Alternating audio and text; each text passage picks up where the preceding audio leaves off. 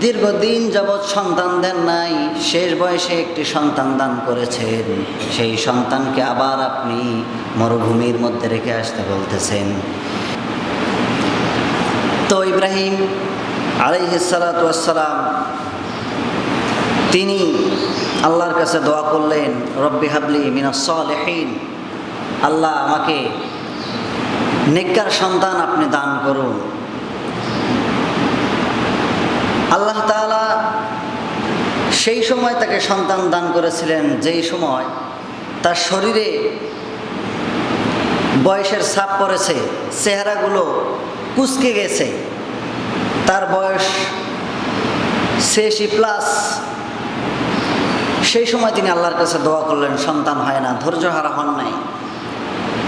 তিনি আল্লাহর কাছে চেয়েছেন তার সন্তান। আল্লাহর কাছে চাওয়ার ফল হিসেবে তিনি চাইলেন সালেহীন, আল্লাহ আমাকে আপনি নেককার সন্তান দান করুন।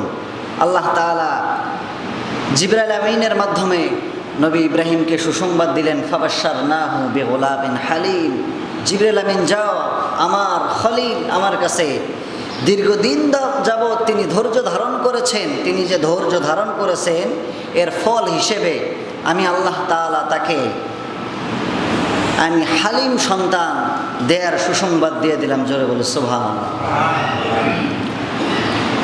ইব্রাহিম আলাইহিস সালাতু ওয়াস সালাম চাইলেন সালেহীন, নেককার সন্তান। আল্লাহ বললেন না, সালেহীন দিলাম না, আমি দিলাম হালিম। সালেহীন এবং হালিম এর মধ্যে পার্থক্য আমাদেরকে বুঝতে হবে। কেন তিনি সালেহীন দিলেন না? সালেহ মানেই তো নেককার, ভালো সন্তান, কিন্তু এটা হালিমের সালেহীনের চাইতে হালিম কতটা নেককার বা কতটা আল্লাহ ভীরু। যেই সন্তানকে ছুরির তলে দিলে পরেও যেই সন্তান তার মুখ দিয়ে একটি শব্দও বের হয় না যে বাবা তুমি আমাকে পিতা হয়ে ছুরির তলে দিচ্ছ, এরকম কোনো আওয়াজ ইসমাইল আলাইহিস সালাতু ওয়াস সালাম তিনি দেন নাই।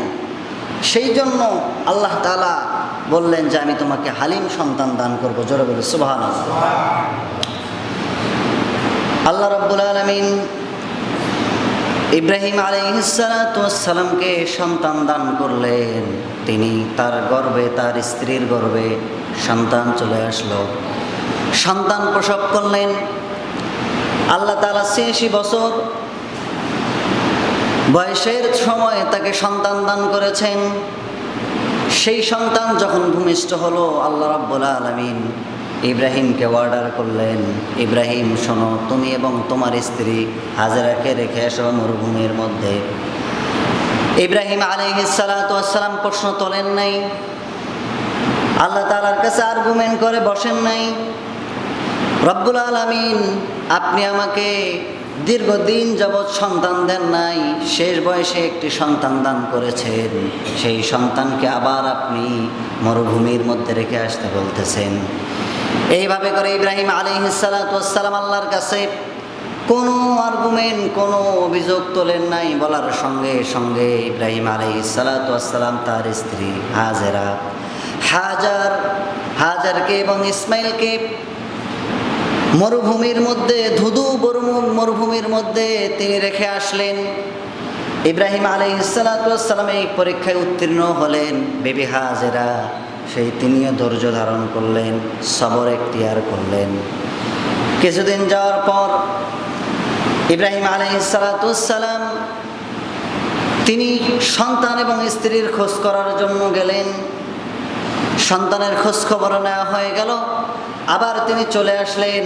এরপরে আরেকবার গেলেন, যখন তার সন্তান যখন সুন্দর কথা বলে, সুন্দরভাবে চলাফেরা করে, পিতার সঙ্গে চলার জন্য উপযুক্ত হয়েছে।